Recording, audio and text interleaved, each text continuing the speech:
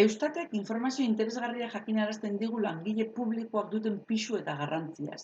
2012an Bizkaiko Foru Aldundiaren langile kopurua 4.785 zen eta toki erakundeena Bizkaian 11.807. Gipuzkoako Foru Aldundiaren langileak 2.355 ziren eta toki erakundeena Gipuzkoan 8.240.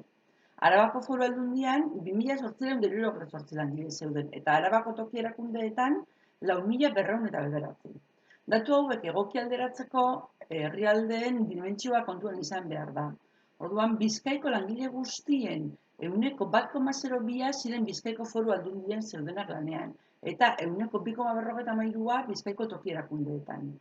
Gipuzkoan ordea, 0,77 ziren Foru Aldundian lanean zeudenak eta 2,53 toki erakundeetan. Araban, 1,93 zeuden Foru Aldundian eta toki erakundeetan 2,83. Erkidegoko langile publiko guztiak kontuan izaten baditugu, Bizkaiko langile publikoen artean gehiengoa autonomia erkidegoak kontrataturikoa zen, hau da, langile publiko guztien 7,1. Ondoren, estatuko administrazioak kontrataturikoa, hau da, erkidegoko langile publikoen 2,6. Eta azkenik, tokiko administrazioak 1,4 egiten zuten hauek.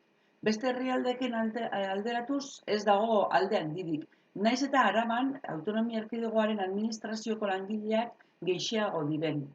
Baina kontuan izan behar da Eusko Jaurlaritzaren egoitza nagusia bertan dagoela.